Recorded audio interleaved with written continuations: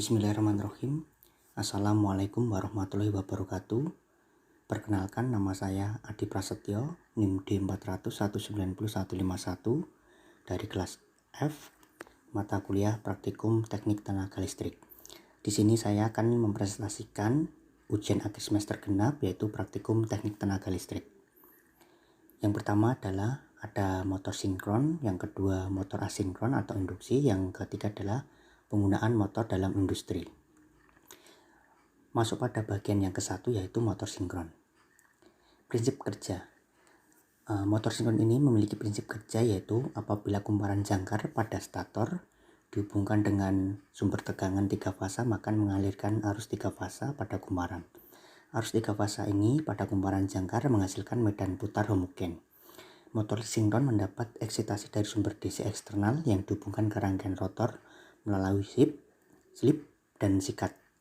Arus DC pada rotor ini menghasilkan medan magnet rotor BR yang tetap. Kutub medan rotor mendapat tarikan dari kutub medan putar stator hingga turut berputar dengan kecepatan yang sama dalam artian sinkron. Torsi yang dihasilkan pada motor sinkron merupakan fungsi sudut torsi. Semakin besar sudut antara kedua medan magnet, maka torsi yang dihasilkan akan semakin besar. Kemudian masuk pada komponen. Komponen utama dari motor sinkron ini adalah rotornya. Kemudian perbedaan utama antara motor sinkron dengan motor induksi ini adalah rotor mesin sinkron berjalan pada kecepatan yang sama dengan perputaran medan magnet. Hal ini memungkinkan sebab medan magnet rotor tidak lagi terinduksi. Rotor memiliki magnet permanen atau arus DC excited atau DC eksitasi yang dipaksa untuk mengunci pada posisi tertentu bila dihadapkan dengan medan magnet lainnya. Stator menghasilkan medan magnet berputar yang sebanding dengan frekuensi yang dipasok. Inilah adalah gambar daripada komponen dari motor sinkron. Kemudian ada beberapa bagian, yaitu terdapat rotor. Hal ini memungkinkan pada medan magnet rotor tidak lagi terinduksi. Kemudian rotor memiliki magnet permanen atau arus DC eksitasi yang dipaksa untuk mengunci pada posisi tertentu. Kemudian stator, hal ini menghasilkan medan magnet berputar yang sebanding dengan frekuensi yang dipasok. Kemudian kumulator sebagai penyarah mekanik yang bersama-sama dengan sikat membentuk kerjasama atau kumulator. Kemudian ada winding untuk menyiapkan medan magnet di dalam mesin. Kemudian brushless sebagai penerus tegangan dari bagian statis ke dalam yang bagian bergeraknya. Kemudian di sini adalah ada analisa rangkaian star delta. Yang pertama adalah hubungan star, di mana terdapat UPS atau Universal Power Supply, kemudian terhubung pada rangkaian motor sinkron, yaitu dengan hubungan star dengan ciri-ciri terdapat netral, kemudian tegangannya adalah line to neutral, kemudian pada P1 dan P2 terhubung dengan DC. Ini artinya pada motor sinkron memiliki eksitasi tegangan maupun arus.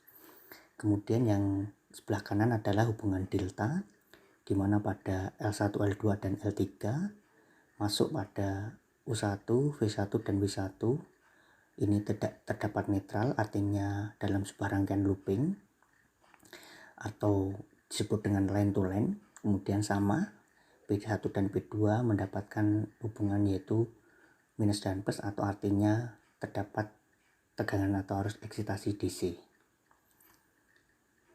Nah, ini adalah rangkaian daripada gambar yang tadi, yaitu yang A adalah rangkaian star. Pada hubungannya yaitu line to neutral, artinya tegangan dan arus dibagi menjadi atas 3 bagian.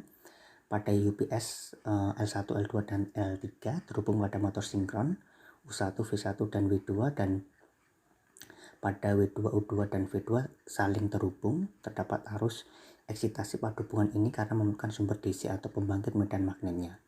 Dalam instalasi motor, untuk menahan beban sebagai mesin produksi dibutuhkan hubungan bintang guna meminimalkan arus yang kecil dan menghasilkan arus berikutnya yang lebih besar, sehingga beban yang akan diberikan dapat lebih besar. Pada kontrol unit digunakan untuk mengontrol segala yang terjadi pada motor sinkron. Kemudian perbedaannya pada rangkaian delta ini adalah pada hubungannya, yaitu line to line, artinya tegangan dan arus saling terhubung dan itu looping. Kemudian pada UPS L1, L2 dan L3 terhubung pada motor sinkron U1, V1 W1 dan W2 O2 V2. Terdapat arus eksitasi pada hubungan ini karena memerlukan sumber DC atau pembangkit medan magnet. Kemudian dalam instalasi motor diperlukan hubungan delta ini agar mendapatkan kecepatan motor yang stabil dan konstan. Pada kontrol unit digunakan untuk mengontrol segala yang terjadi pada motor sinkron tersebut. Kemudian terdapat rumus perhitungan, yaitu terdapat jumlah kutub dengan P sama dengan jumlah titik kutub dibagi jumlah fasa dikali jumlah lilitan input, kemudian jumlah arah kutub, kemudian terdapat kecepatan rotor, yaitu Ns sama dengan 120 kali frekuensi dibagi kutub motor atau P, kemudian frekuensi adalah Nr kecepatan rotor dikali kutub, kemudian dibagi 120, kemudian terdapat daya dan arus satu fase, P sama dengan V kali I kali cos P, kemudian I sama dengan P per V cos P, kemudian efisiensi, rumusnya adalah P output dibagi P in kali 100%, kemudian daya dan arus 3 fase, dayanya adalah akar 3 kali V kali I kali cos P, kemudian arus atau I-nya adalah P per akar 3 kali V kali cos P. Kemudian contoh perhitungannya di sini saya mengambil contoh perhitungan yang sangat sederhana sekali, yaitu sebagai dasar daripada perhitungan motor sinkron tersebut. Di sini motor sinkron 2 kutub terhubung secara bintang dengan tegangan 2300 watt dan 100 horsepower, kemudian faktor dayanya adalah 0,8 mendahuluinya atau leading, kemudian frekuensinya 60 Hz, memiliki reaktansi sinkron 2,8 ohm dan resistansi angkernya adalah 0,4 ohm pada 60 Hz. Gesekan dan kerugian belitannya adalah 24 kW dan kerugian intinya adalah 18 kW. Rangkaian medan ini memiliki tegangan DC 200 watt dan jika arus maksimalnya adalah 10 ampere. Kemudian berapa banyak arus medan yang diperlukan, kemudian yang B adalah berapa efisiensi motor dalam muatan penuh dan faktor daya 1. Nah, kemudian penyelesaiannya adalah pada poin A, arus medan yang diperlukan adalah P in sama dengan P out, P max, P core loss atau kehilangan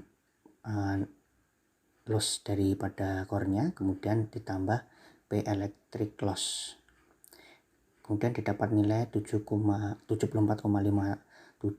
ditambah 24 ditambah 18 ditambah 0 ketemu 116,57 kW. Kemudian IL-nya adalah sama dengan P in dibagi akar 3 kali V kali cos P. P ini adalah 116,57 kW dibagi akar 3 dikali 2300 dikali cos 8. Kemudian hasilnya adalah 0,0419 ampere. Kemudian yang poin B adalah efisiensi daripada motor sinkron tersebut. Dengan rumusnya adalah P out dibagi P in dikali 100%. Hasilnya adalah atau ketemunya adalah 74,57 dibagi 116.570 dikali 100%. Hasilnya adalah ketemu 0,064%. Nah, kemudian adalah bagian yang kedua, motor asinkron atau induksi. Prinsip daripada motor induksi ini adalah berdasarkan induksi elektromagnetik dari kumparan stator kepada kumparan rotornya. Bila kumparan stator memiliki stator motor induksi 3 fasa ini yang dihubungkan dengan suatu sumber tegangan 3 fasa, maka kumparan stator akan menghasilkan medan magnet yang berputar. Garis-garis gaya flux yang diinduksikan dari kumparan stator akan memotong kumparan rotornya sehingga timbul EMF atau GGL, gaya gerak listrik atau tegangan induksi.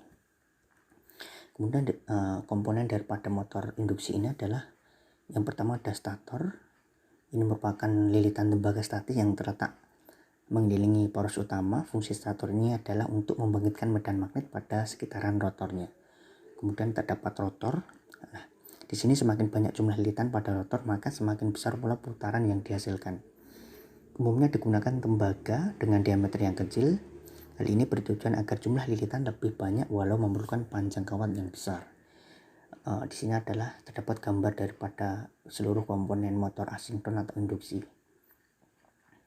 Kemudian main shaft atau poros utama adalah komponen logam yang memanjang sebagai tempat menempelnya beberapa komponen. Kemudian ada brush, ini adalah sikat tembaga yang akan dihubungkan sumber arus listrik dengan rotor coil. Kemudian bearing berfungsi sebagai bantalan antara permukaan poros dengan motor housing. Kemudian drive pulley berfungsi untuk mentransfer putaran motor menuju komponen lain.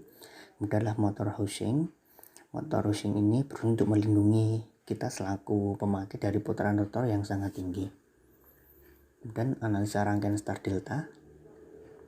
Yang kiri terdapat rangkaian star, yang kanan terdapat rangkaian delta. Kita akan menganalisasikan pada slide berikutnya. Yang pertama pada poin A, yaitu rangkaian star. Pada hubungannya yaitu line to neutral, artinya tegangan dan arus dibagi menjadi atas 3 bagian. Pada UPS ini L1, L2, dan L3 terhubung pada motor induksi U1, V1, dan V2, dan pada W2, U2, dan V2 saling terhubung dalam instalasi motor. Untuk menahan beban-beban sebagai mesin produksi dibutuhkan hubungan bintang guna meminimalkan arus awal yang kecil dan menghasilkan arus berikutnya yang lebih besar, sehingga beban yang akan diberikan dapat lebih besar pula. Pada kontrol unit digunakan untuk mengontrol segala yang terjadi pada motor induksi ini. Pada rangkaian ini pengaruhnya saat motor tersebut terhubung bintang adalah putaran lambat dan kecepatan putarannya tidak konstan. Kemudian analisa yang ke B adalah rangkaian delta. Pada hubungannya yaitu line to line, artinya tegangan dan arus saling terhubung dan looping.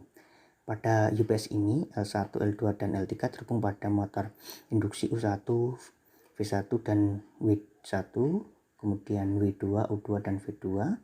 Dalam instalasi motor diperlukan hubungan delta ini agar mendapatkan kecepatan motor yang stabil atau konstan. Pada kontrol unit digunakan untuk mengontrol segala yang terjadi pada motor sinkron. Maksud saya motor induksi.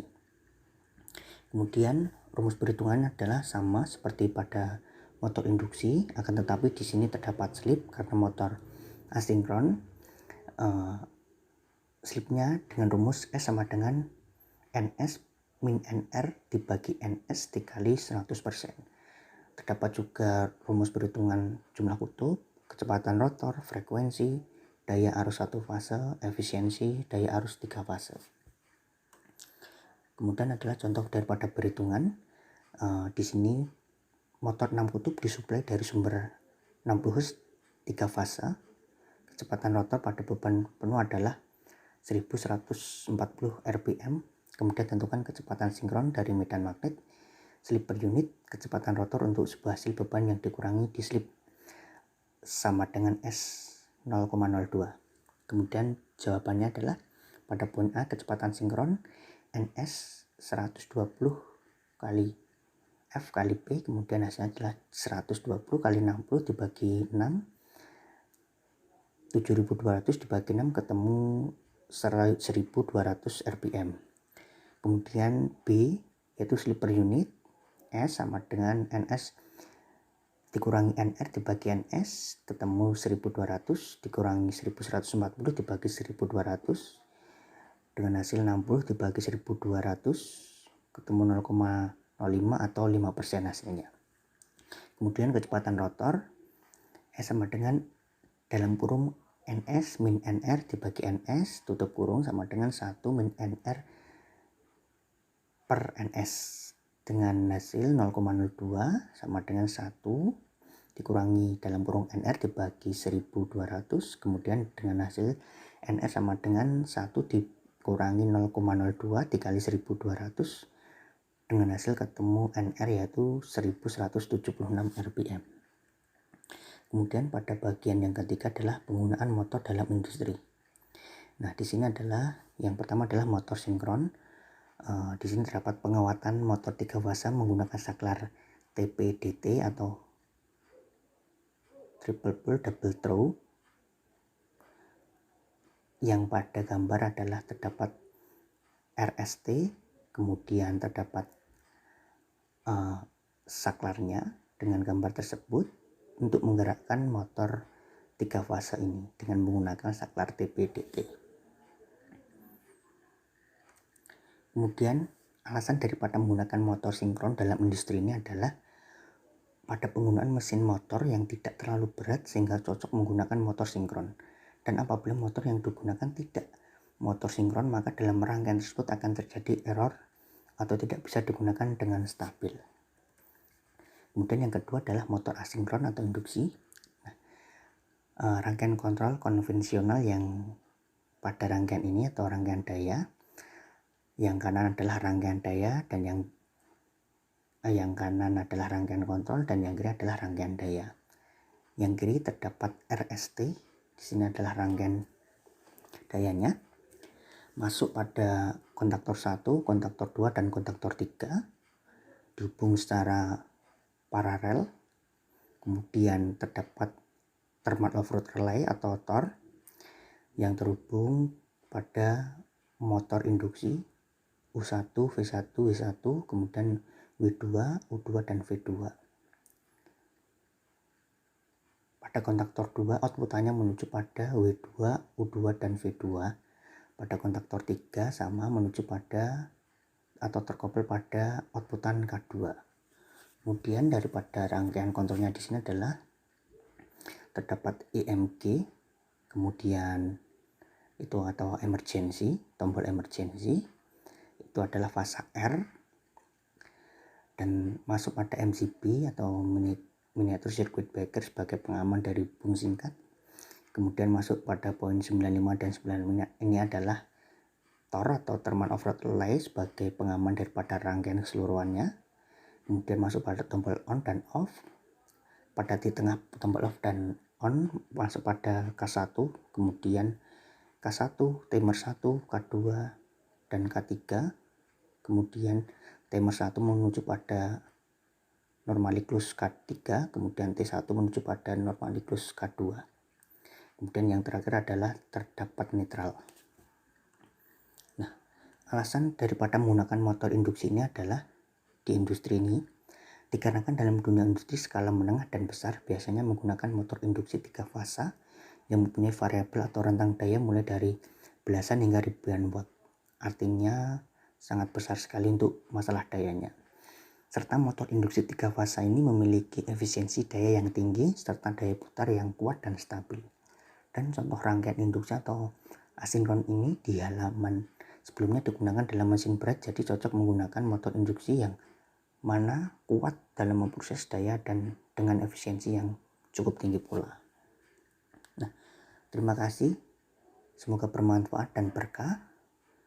Sekian presentasi dari saya mengenai ujian akhir semester praktikum teknik tenaga listrik ini. Dari saya cukup sekian. Apabila ada kekurangan dan salah dalam tutur kata serta penyampaian, mohon maaf. Akhirul kalam, wassalamualaikum warahmatullahi wabarakatuh.